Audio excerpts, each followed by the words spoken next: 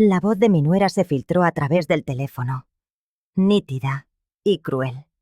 Hablaba con mi hijo Samuel, pero sus palabras eran para mí. Esa vieja inútil cambió la clave de la tarjeta. No puedo pagar mis compras. Del otro lado de la línea, solo pude soltar una carcajada hueca antes de colgar. 20 minutos después, como un reloj, mi hijo apareció en mi puerta. La sorpresa que le tenía preparada lo dejaría sin aliento. Me llamo Adriana. Tengo 64 años.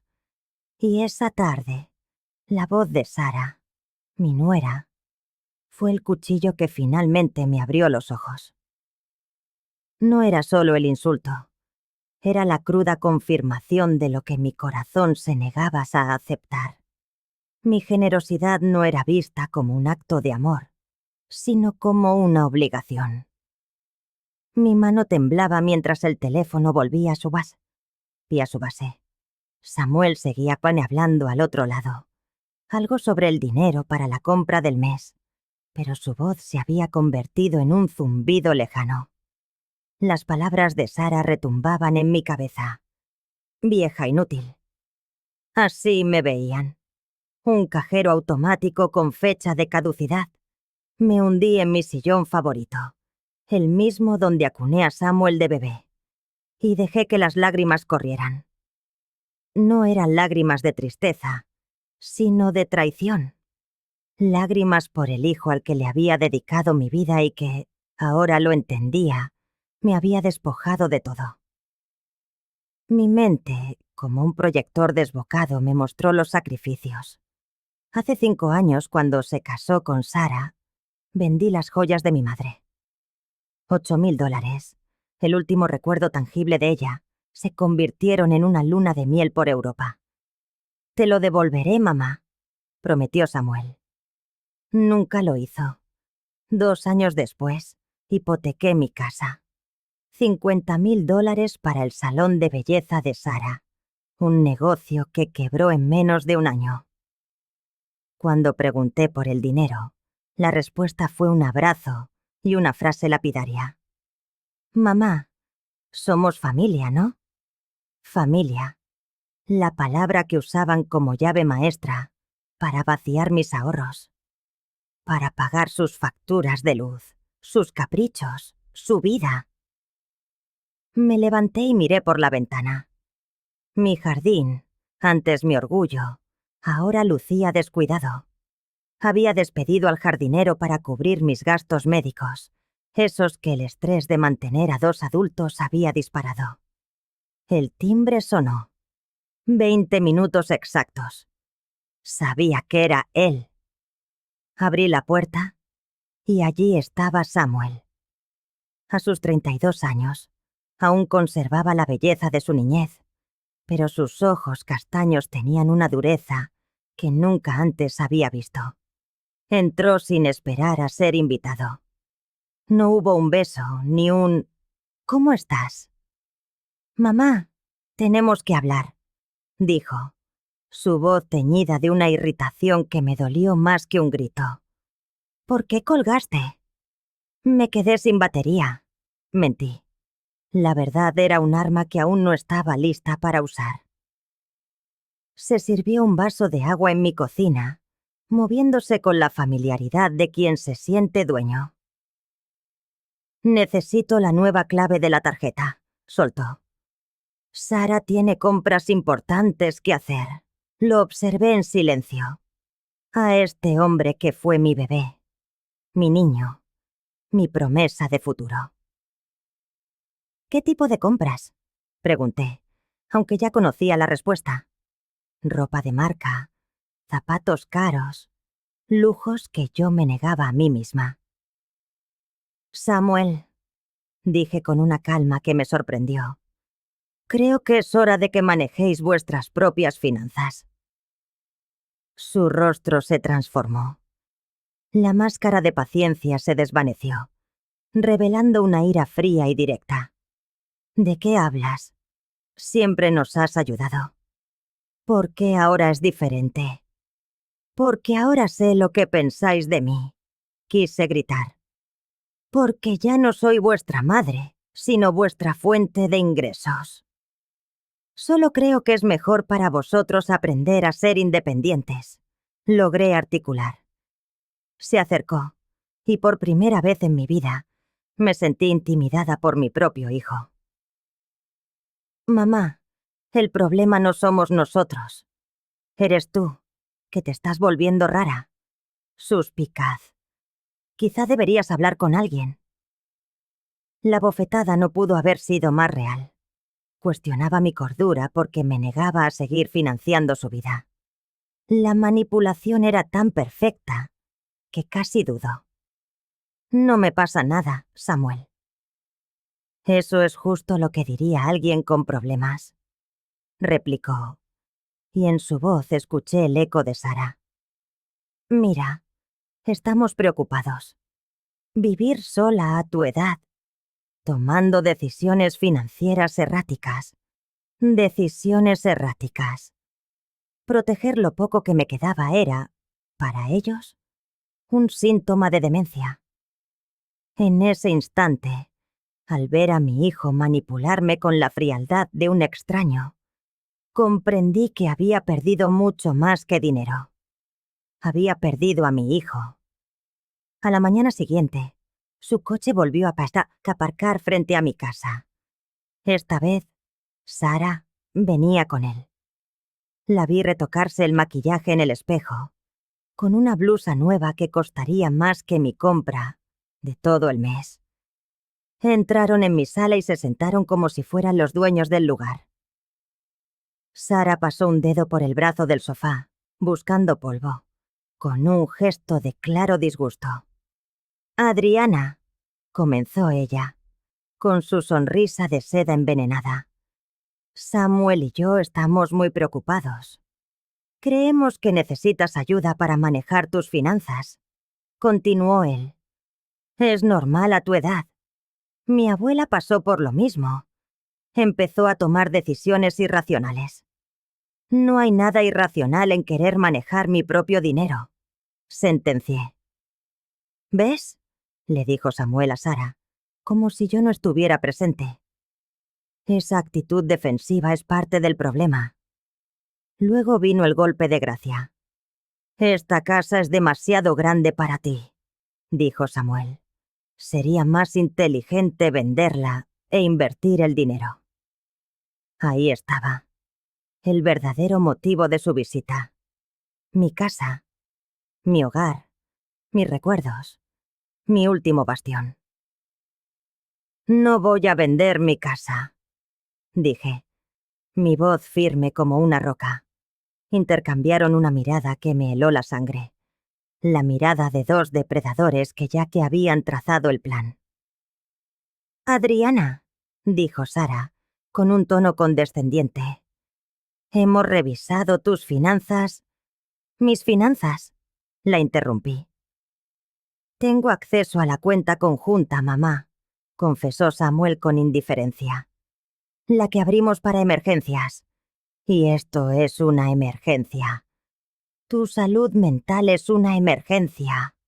Entonces, lo soltó. Hemos consultado con un abogado. La palabra quedó suspendida en el aire, fría y afilada. Solo para protegerte, mamá, se apresuró a decir.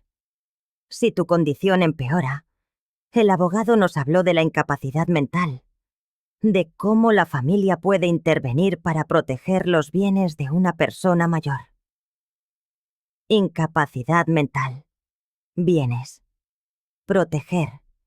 Cada palabra era un puñal. Mi propio hijo planeaba declararme loca para robarme. ¡Fuera!, susurré al principio.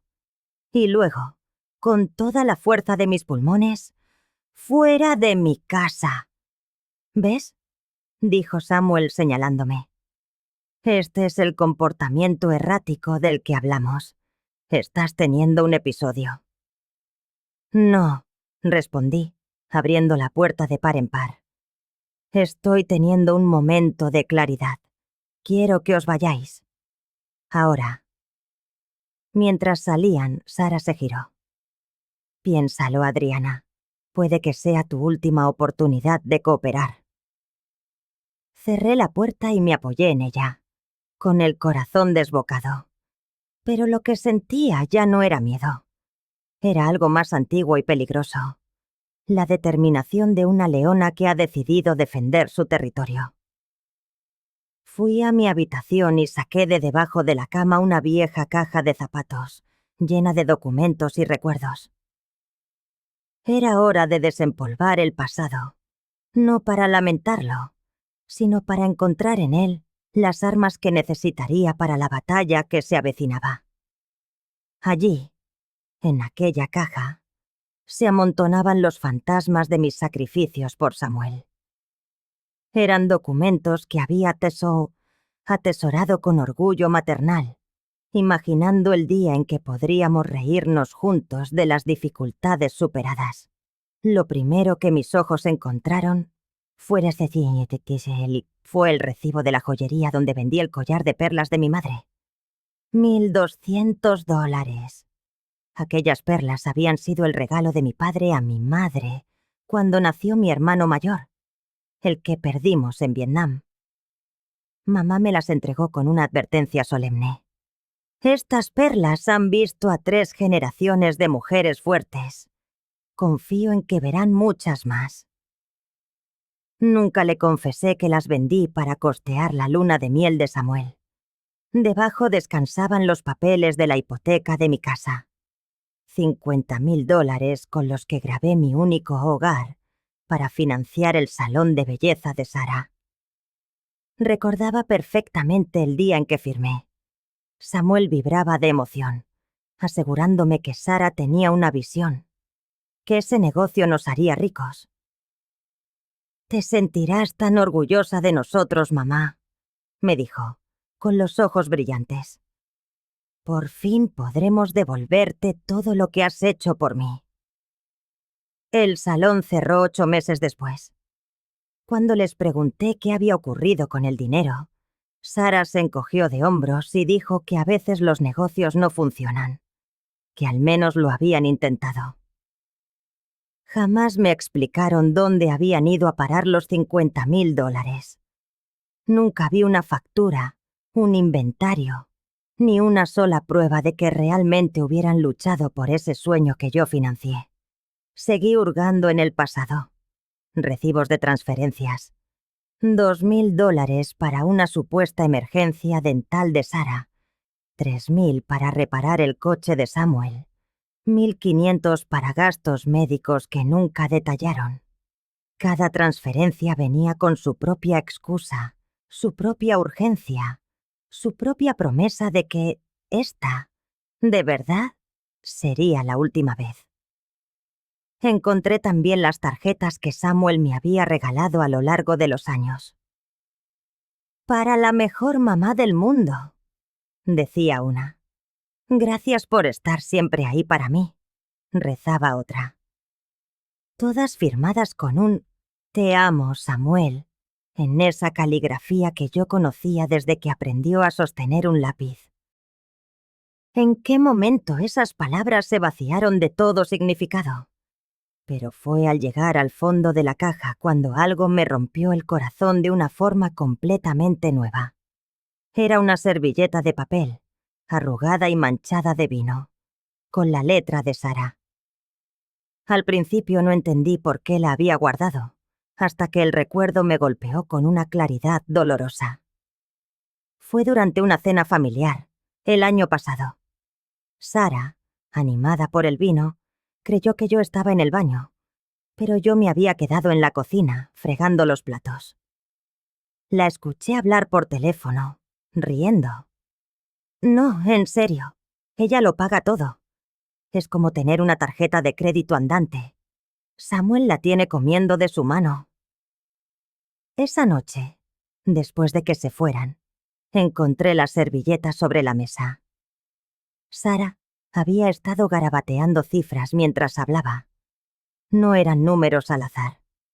Eran los cálculos de cuánto dinero me habían sacado ese año.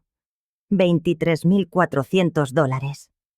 Lo había escrito con claridad, y junto a la cifra, una carita feliz. Casi la mitad de mi pensión. Para ella, no era más que un juego. Me levanté y fui a mi escritorio, donde guardaba mis extractos bancarios. Si ellos jugaban con números, yo también necesitaba conocer el marcador exacto. Los últimos 5 años habían sido una sangría para mis finanzas. Entre préstamos, pagos de emergencia y favores, había gastado más de $120,000 en Samuel y Sarah, el fruto de 40 años de trabajo y sacrificio. Pero había algo más, una espina clavada en el fondo de mi mente, que no lograba identificar. Me senté y marqué el número de mi hermana Elena. Ella siempre había sido más perspicaz para calar a la gente. «Adriana». Su voz sonó sorprendida. «¿Qué ocurre? ¿Está todo bien?» «Elena, necesito preguntarte algo. ¿Recuerdas la última Navidad, cuando Samuel y Sarah fueron a visitarte?» Hubo una pausa, tan larga que pude oír el latido de mi propio corazón. «Sí, ¿por qué?» «¿Dijeron algo sobre mí?» Otra pausa, esta vez más pesada. «Adriana». Su voz sonaba cargada de una reticencia que me heló la sangre. «¿Estás segura de que quieres oír esto?» «Sí, Elena. Necesito saberlo». Elena suspiró. «Sarah se pasó casi toda la visita quejándose de ti. Dijo que eras demasiado controladora con el dinero, que siempre querías saber para qué era cada préstamo, que era frustrante tener que pedirte permiso, como si fueran niños». «¿Y Samuel?», pregunté, temiendo la respuesta. «Samuel no dijo ni una palabra para defenderte. Solo asentía mientras ella hablaba». Elena hizo otra pausa. «Adriana, Sarah dijo algo más, algo que me enfureció». «¿Qué?» «Dijo que estaban esperando a que tuvieras algún problema de salud para tomar el control legal de tus finanzas, que habían consultado cómo declararte incapacitada». Las palabras me golpearon como un puño en el estómago. «¿Cuándo fue eso, Elena?» «El año pasado. Adriana, quise decírtelo, pero Samuel me juró que Sarah había bebido de más, que no hablaba en serio». Un año. Un año entero en el que habían estado planeando cómo despojarme de todo mientras yo seguía dándoles dinero, creyendo que lo hacía por amor. «Elena...» Mi voz era un susurro roto. «¿Dijeron algo más?» «Mencionó tu casa. Dijo que era demasiado grande para ti, que sería mejor venderla e invertir el dinero, que cuando llegara el momento se asegurarían de que tomaras la decisión correcta. Cuando llegara el momento. Como si mi muerte o mi incapacidad fuera un evento que esperaban con impaciencia». «Adriana, ¿estás bien? Te oigo muy rara». «Estoy bien, Elena. Solo necesitaba saber la verdad». «¿Por qué? ¿Ha pasado algo?» Se lo conté todo. La llamada, las amenazas, el dinero. Al otro lado de la línea, la respiración de Elena se volvió agitada. «Adriana», me dijo cuando terminé, con una firmeza de acero en su voz. «Tienes que protegerte. Esos no son los planes de gente que te quiere. Son los planes de depredadores». Tras colgar, me quedé inmóvil, sentada en la oscuridad de mi escritorio. La verdad era un monstruo peor de lo que había imaginado. No solo me habían utilizado, habían estado conspirando activamente para tomar el control total de mi vida. Tomé una hoja de papel y empecé a escribir. No una lista de la compra, sino una lista de batalla. Porque eso era lo que había sido desde el principio. Una guerra silenciosa contra mi independencia. En la parte superior escribí «Plan de supervivencia». Porque ya no luchaba por recuperar el amor de mi hijo. Esa batalla la Fox había perdido hacía años sin siquiera saberlo. Ahora, luchaba por sobrevivir a sus intentos de destruir lo que quedaba de mí. El hijo que había criado con todo mi amor se había convertido en mi depredador. Pero lo que Samuel y Sara no sabían es que esta vieja inútil había aprendido un par de cosas en sus 64 años de vida. Y la más importante era que, a veces, la única forma de ganar es negarse a seguir jugando con las reglas del otro. A la mañana siguiente, desperté con una claridad que no sentía desde hacía años. Era como salir de una densa niebla para encontrarse bajo un sol radiante. Por primera vez en mucho tiempo, me sentí dueña de mi destino. Mi primera parada fue el bufete de abogados que había gestionado mis asuntos durante décadas. El señor Johnson era un hombre en el que sabía que podía confiar. Su secretaria me consiguió una cita urgente para esa misma tarde. Pasé la mañana organizando cada recibo, cada transferencia, cada papel que demostraba el patrón de abuso financiero. Imprimí los extractos bancarios de los últimos 5 años. Si iba a defenderme, necesitaba un arsenal de pruebas. A las 2, estaba sentada frente al señor Johnson. Era un hombre de mi edad, de cabello cano y ojos amables que, sin duda, habían sido testigos de incontables dramas familiares. Adriana, dijo después de escuchar mi historia en silencio. Lamento profundamente que esté pasando por esto. Por desgracia, veo casos como el suyo con más frecuencia de la que me gustaría. ¿Qué tan serio es lo que planean?, le pregunté. Johnson se reclinó, entrelazando los dedos. Muy serio. Si logran convencer a un juez de que usted es incapaz de gestionar sus asuntos, podrían obtener la tutela completa. Y una vez que eso ocurre, revertirlo es casi imposible. Se me revolvió el estómago. ¿Pero cómo podrían demostrarlo? Yo estoy perfectamente lúcida. No necesitarían un diagnóstico formal, explicó. Podrían usar sus decisiones financieras recientes como prueba de un deterioro cognitivo. El hecho de que usted haya cambiado sus contraseñas y se muestre, según ellos, paranoica con el dinero, podría ser presentado como un síntoma. Pero eso no es paranoia, es autoprotección. Usted y yo lo sabemos, pero en el tribunal adecuado, con los testigos adecuados, podrían construir un caso convincente. Se inclinó hacia mí. Adriana, debemos tomar medidas preventivas. Ahora, ¿qué tipo de medidas?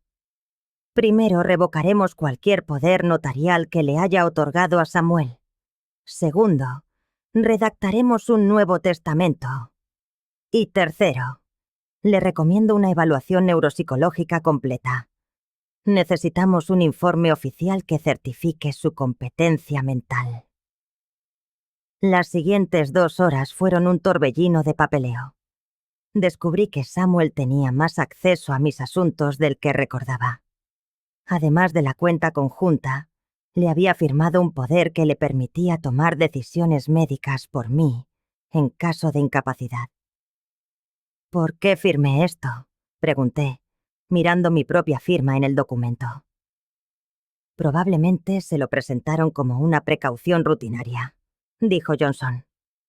El problema surge cuando la persona designada no vela por sus intereses. Revocaremos todo de inmediato. Luego, pasamos al testamento. El original era simple. Todo para Samuel.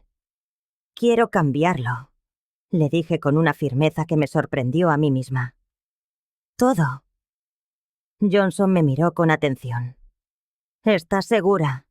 Un cambio tan drástico podría ser impugnado. Por eso necesito esa evaluación, ¿verdad? Exactamente. Diseñamos el Nuevo Testamento. La casa sería para Elena. Mis ahorros restantes se repartirían entre varias organizaciones benéficas que ayudaban a ancianos víctimas de abuso. A Samuel le dejaría $5.000. Nada más. Adriana, preguntó Johnson con suavidad, ¿estás segura de querer ser tan drástica? Es un mensaje muy contundente. Es exactamente el mensaje que quiero enviar. Mientras firmaba, Johnson añadió una última advertencia. Hay algo más que debe considerar. Si están tan desesperados como parece, al sentir que pierden el control, podrían volverse más agresivos. ¿Agresivos cómo? Podrían intentar acelerar su plan legal, empezar a documentar supuestos comportamientos erráticos. Incluso podrían intentar provocarla para que usted reaccione emocionalmente y usarlo como prueba de inestabilidad. La idea me heló la sangre. Entonces, ¿qué hago? Sea extremadamente cuidadosa. No reaccione. Documente todo. Fechas, horas, conversaciones. Y considere instalar cámaras de seguridad en su casa. ¿Cámaras? Si vienen a su casa y la acusan de algo, usted querrá tener una grabación de lo que realmente ocurrió. Esa tarde, me detuve en una tienda de electrónica. Compré un sistema de cámaras sencillo. 2 para el salón, 1 para la entrada. De camino a casa, el teléfono sonó. En la pantalla, brilló su nombre. Samuel. Hola, mamá. Su voz sonaba tensa. Hola, hijo, respondí, manteniendo un tono neutro, recordando el consejo de Johnson. Sara y yo hemos estado hablando. Quizá fuimos un poco duros ayer. ¿Qué te parece si vamos a cenar mañana? Para hablar con más calma. Mi primer instinto fue negarme, pero la voz del abogado resonó en mi mente. Si ellos iban a documentar mi comportamiento, yo podía hacer lo mismo con el de ellos. Claro, Samuel. ¿A qué hora os viene bien? ¿A las 7 está bien? Perfecto. Os veo mañana. Al colgar, llamé a Horta Elena. ¿Puedes venir mañana? Necesito una testigo. Adriana, ¿estás bien? Suenas diferente. Estoy mejor de lo que he estado en años, le dije. Y me di cuenta de que era la más pura verdad. Esa noche instalé las cámaras. A las 9 ya podía ver mi salón y mi entrada desde el teléfono. Me senté en mi sillón favorito, mirando el pequeño objetivo de la cámara en el rincón opuesto. Por primera vez en años, sentí que la partida se jugaba en mi terreno. Samuel y Sara habían estado jugando conmigo, un juego en el que solo ellos conocían las reglas. Pero ahora, las reglas habían cambiado. Mañana vendrían a cenar, esperando encontrar a la misma mujer frágil y manipulable. Pero esa mujer ya no existía. En lugar de la mujer vulnerable que esperaban, se toparían con alguien que había hecho su tarea a conciencia, tomado todas las precauciones posibles y estaba preparada para cualquier jugada que intentaran. Desbloqueé mi teléfono y revisé por última vez la aplicación de las cámaras. Todo funcionaba a la perfección. Samuel había mencionado que querían hablar con calma, pero yo sabía la verdad.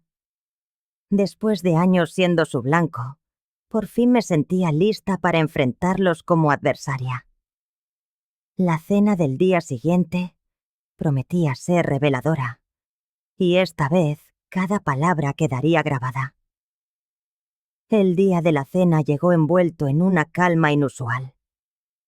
Me levanté al amanecer, comprobé las cámaras una vez más y preparé todo con meticuloso cuidado. Elena había llegado esa mañana y mostraba nerviosismo por lo que podría ocurrir, pero yo me sentía extrañamente serena. Tras años de manipulaciones, finalmente tenía el control. ¿Estás segura de que quieres hacer esto? me preguntó Elena mientras preparábamos la cena juntas. Podrías simplemente decirles que no vengan. No, respondí, cortando las verduras con precisión calculada. Necesito que esto termine de una vez por todas. Que entiendan que ya no pueden controlarme. Elena parecía preocupada, pero asintió, reconociendo que mi decisión era irrevocable. A las 7 en punto, el timbre sonó. Desde mi teléfono, vi a Samuel y Sara en la entrada. Él llevaba una botella de vino barato, probablemente comprada de paso, y ella revisaba su teléfono con impaciencia. Abrí la puerta con una sonrisa ensayada. «Hola, pasen», les dije. «Hola, mamá». Samuel me dio un abrazo que parecía forzado. «Trajimos vino». «Qué considerado», respondí, aunque sabía que costaba menos que una cena en el restaurante al que solían ir con mi dinero. Sara me saludó con un beso en la mejilla, que apenas rozó mi piel. «Huele delicioso, Adriana». Los guié a la sala donde Elena estaba sentada fingiendo leer una revista. «¿Elena?», frunció el ceño Samuel. «No sabía que estarías aquí». «Decidí quedarme unos días», respondió ella sin alzar la vista. «Espero que no les moleste». Vi a Samuel y Sara intercambiar miradas. Claramente, no esperaban un testigo para sus planes. «Por supuesto que no», dijo Sara con una sonrisa falsa. «Es bueno que Adriana tenga compañía». Nos sentamos a cenar, y durante los primeros 15 minutos, la conversación fluyó con una forzada ligereza. Samuel preguntó por mi salud. Sara comentó sobre la comida, y Elena añadía de vez en cuando un comentario seco que tensaba el ambiente. Finalmente, Samuel dejó sus cubiertos y se aclaró la garganta. «Mamá, quería disculparme por el otro día. Sara y yo quizá fuimos demasiado directos. Estábamos preocupados». «Es comprensible», respondí con suavidad. «Exactamente», asintió Sara con vehemencia. «Solo queremos lo mejor para ti, Adriana. A veces es duro ver a alguien así que amas tomar decisiones que podrían perjudicarlo».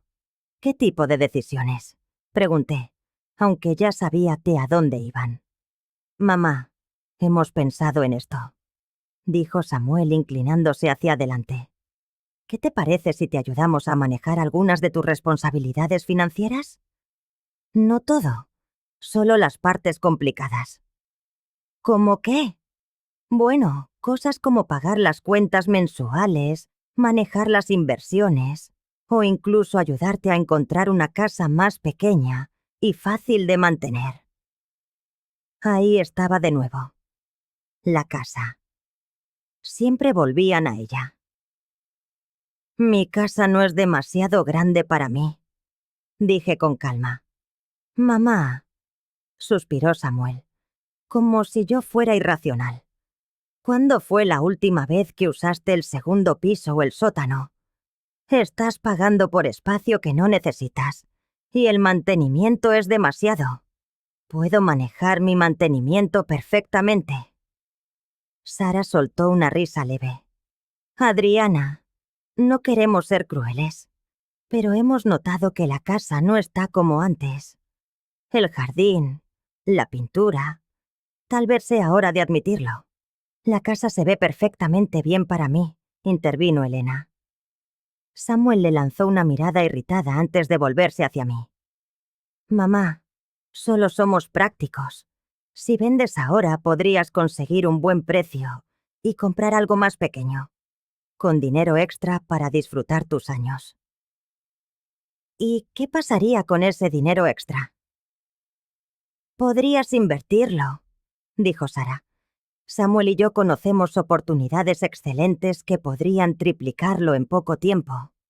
Inversiones, como el salón de belleza que me costó $50.000.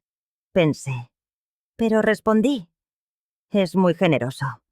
pero estoy cómoda con mis finanzas actuales. Samuel golpeó la mesa, frustrado. Mamá, no entiendes.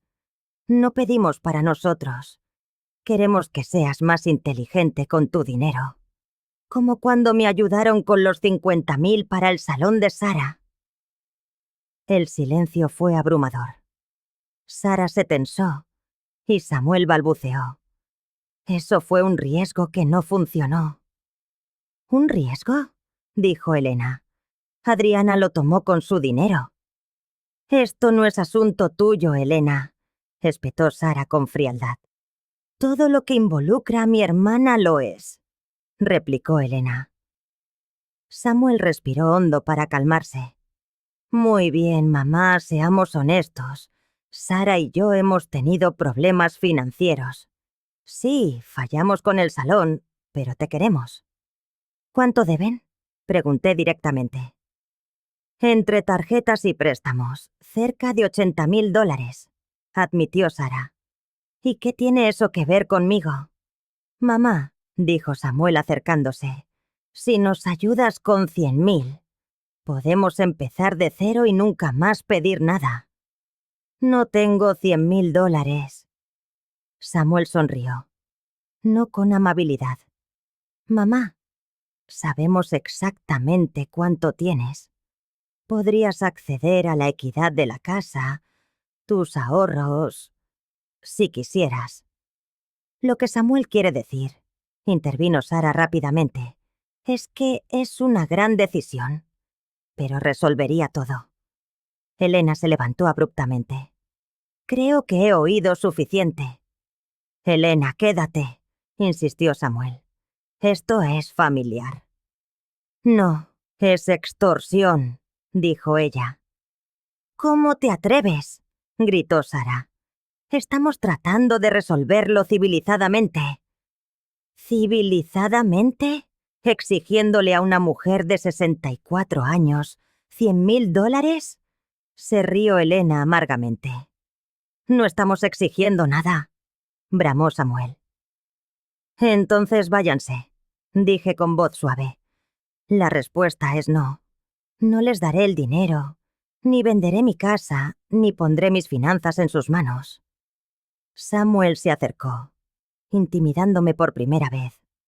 Mamá, no entiendes las consecuencias. ¿Qué consecuencias?, preguntó Sara tocando su hombro. Las de obligarnos a tomar medidas legales para protegerte, dijo él con una voz gélida. Si no puedes decidir racionalmente, necesitarás ayuda. Ya veo, respondí con calma. ¿Y por qué un juez estaría de acuerdo? Mamá, hemos documentado tu comportamiento errático. Cambios de contraseña, paranoia, acusaciones contra Sara. ¿Acusaciones irracionales? Como cuando escuché algo en el teléfono, dijo ella. Me levanté lentamente. ¿Así que piensan que estoy loca? No loca, solo confundida, aclaró Sara. Estamos aquí para ayudarte. Me volví hacia la ventana. ¿Saben qué es lo más triste? Que creyeron que esto funcionaría. La expresión de Samuel cambió. ¿Qué quieres decir? Fui a mi escritorio y saqué una carpeta. Que sé exactamente lo que han hecho y tengo las pruebas. Sara palideció. ¿Pruebas de qué? De todo. Transferencias, préstamos, mentiras durante 5 años. Saqué un documento. ¿Como los 3.000 para reparaciones del auto que nunca se hicieron? ¿O los 2.000 para la emergencia dental de Sara, que fue un spa? Sara intentó protestar, pero continué. ¿O los 50.000 para un negocio que nunca existió? Mi abogado verificó. No hay registro de ese salón. El silencio era ensordecedor. Explíquenme esto, dije, mostrando una transferencia. Los 50.000 fueron a una cuenta de Sara y se invirtieron en acciones, que vendió por 73.000. Sara se hundió en su silla. Pero eso no es todo, añadí. Sé sobre la casa que compraron por $400,000 bajo el nombre de Sara. Elena jadeó. ¿Cómo lo descubriste? Con un investigador privado.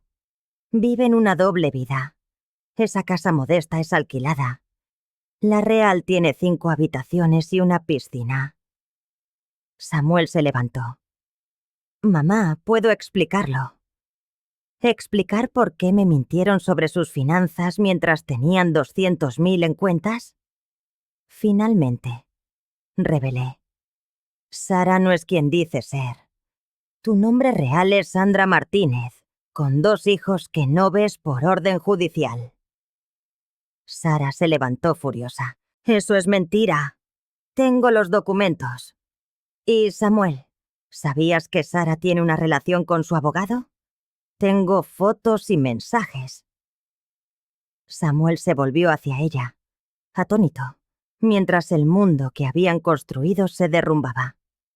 Dolor, traición, ira, todo se arremolinaba en la expresión de Samuel. Una mirada que me partió el alma a pesar de todo el daño que me había causado. Sara intentó acercarse a él. «¿Puedo explicarlo?» «No», gritó él, retrocediendo bruscamente. «No te me acerques». Luego se giró hacia mí, con los ojos anegados en lágrimas. «Mamá, yo no lo sabía». «¿Qué no sabías, Samuel?», inquirí, mi voz fría como el hielo. ¿Que tu esposa te engañaba? ¿O que planeaba abandonarte justo después de robar mi herencia? El silencio que se instaló a continuación fue denso, pesado. Era el silencio de una verdad tan devastadora que las palabras se volvían inútiles. Finalmente, Samuel rompió el silencio. Su voz no era más que un susurro roto. ¿Desde cuándo? ¿Lo sabes todo? Llevo investigando 3 semanas, respondí con calma. Desde el día en que amenazasteis con declararme incapacitada. Sara por fin encontró su voz, pero ya no era el tono dulce y manipulador que había usado durante años. Era la voz de alguien desesperado y peligroso. ¿Sabes qué? Pues me alegro, gritó. Me alegro de que lo sepas todo. Me alegro de que sepas que nunca me has caído bien. Me alegro de que sepas que cada vez que venía aquí, cada vez que fingía preocuparme por ti, era solo por tu dinero. Samuel la miraba horrorizado, pero ella continuó, implacable. Y sí, tengo una aventura con mi abogado. Al menos él no es un bueno para nada que vive del dinero de su mamí. ¡Basta!, rugió Samuel con una voz que no le oía desde que era un adolescente. Se volvió hacia mí, con los ojos suplicantes, llenos de lágrimas. «Mamá, sé que no tengo derecho a pedirte nada, pero, por favor, dime que no es demasiado tarde para arreglar esto». Lo observé durante un largo instante. Aquel hombre adulto, llorando en mi salón, suplicando un perdón que llegaba tras años de abuso y manipulación. Una parte de mí, la madre que lo había criado y amado sin condiciones, quería consolarlo. Pero otra parte, la que había aprendido a valorarse en las últimas semanas, sabía que no debía ceder. «Samuel», dije suavemente, «cambiaste mi testamento hace 3 semanas. Sara recibirá exactamente $5,000 de mi herencia. Tú no recibirás nada». Su rostro se descompuso. «Mamá». «Pero», continué, «tengo una propuesta para ti». Se enderezó ligeramente, un atisbo de esperanza en su mirada. «Tienes 30 días para divorciarte de Sara y devolverme cada céntimo de los préstamos que te llevaste. $120,000, Samuel. Hasta el último céntimo». No tengo $120.000. Entonces vende la casa que compraste con mi dinero. Vende el coche que compraste con mi dinero. Vende cada maldita cosa que compraste con el dinero que le robaste a tu madre. Sara finalmente explotó. No podéis hacer esto. Tengo derechos. Con una calma glacial, Elena se levantó y abrió la puerta principal de par en par. Sí, tienes derechos. Tienes derecho a marcharte. Ahora. No me muevo de aquí, chilló Sara. Sí, te vas, dije con firmeza. Porque si no te vas ahora mismo, llamaré a la policía y presentaré cargos por fraude, robo y cualquier otra cosa que se le ocurra a mi abogado. Samuel seguía de pie en mitad de la habitación, completamente perdido. Mamá, ¿de verdad me darías otra oportunidad si hago lo que pides? Lo miré fijamente.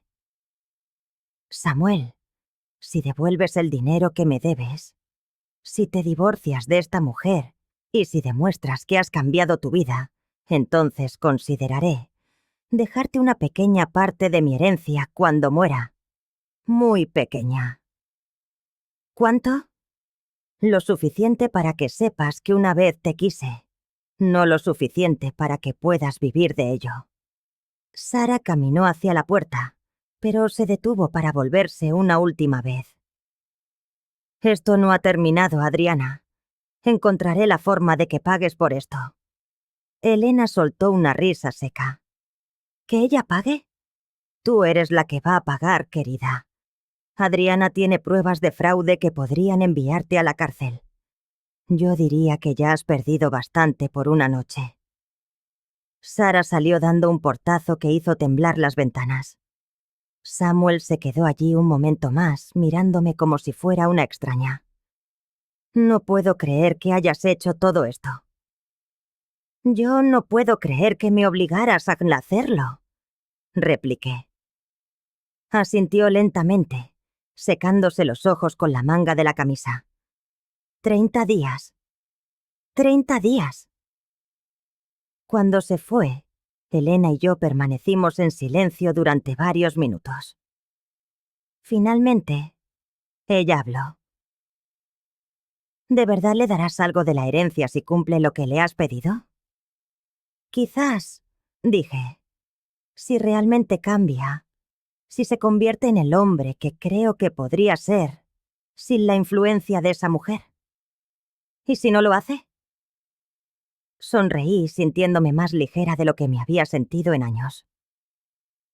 Entonces, viviré muy cómodamente con mis $120.000 de vuelta, sabiendo que por fin me he defendido. Elena me abrazó. Estoy muy orgullosa de ti. Yo también, susurré. Y me di cuenta de que era verdad. Por primera vez en mucho tiempo, era libre. Libre de manipulación, de mentiras, de culpa. Y si Samuel cambiaba de verdad, tal vez podríamos reconstruir nuestra relación sobre bases más honestas. Pero si no lo hacía, también estaba en paz con ello. Después de 64 años, por fin había aprendido la lección más importante de todas.